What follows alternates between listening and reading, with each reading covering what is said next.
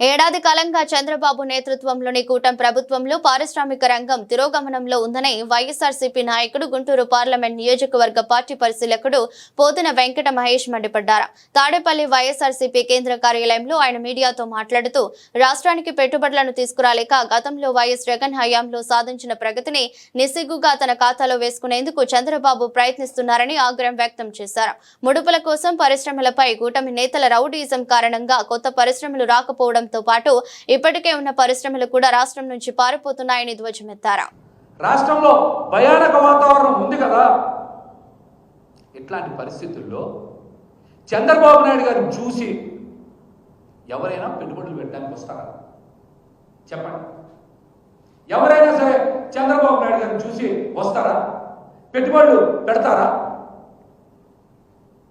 మీకు కమిషన్లు ఇవ్వాలి, నెల నెల మామూళ్ళు కట్టాలి, లారీ ట్రాన్స్పోర్ట్ కాంట్రాక్ట్స్ మీకే ఇవ్వాలి. ఇవ్వకపోతే వాళ్ళ మీద దాడి చేస్తున్నారు కదా. ఇంకా పెట్టుబడులు ఎలాగొస్తాయి?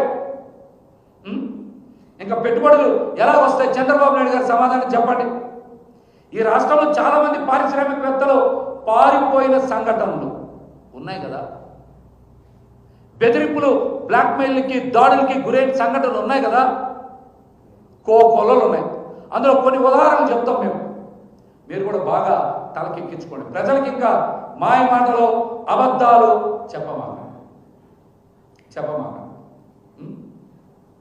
వైఎస్ జగన్మోహన్ రెడ్డి గారిని రాజకీయ కక్ష సాధింపులో భాగంగా ప్రముఖ అంతర్జాతీయ సిమెంట్ కంపెనీ వికాట్లో పూర్తి స్థాయి డైరెక్టర్ అయినటువంటి బాలాజీ గోవిందప్ప గారిని లిక్కర్ స్కామ్లో ఇరికించారా లేదా?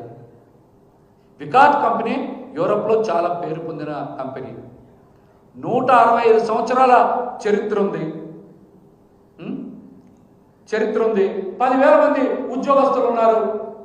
భారతీయ సిమెంట్స్లో ఆ కంపెనీకి 51% వాటా ఉందనే కదా మీరు గోవిందప్ప గారిని అక్రమంగా, అన్యాయంగా, అసలు సంబంధం లేనటువంటి వ్యక్తిని లిక్కర్ స్కామ్లో ఇరికించారు.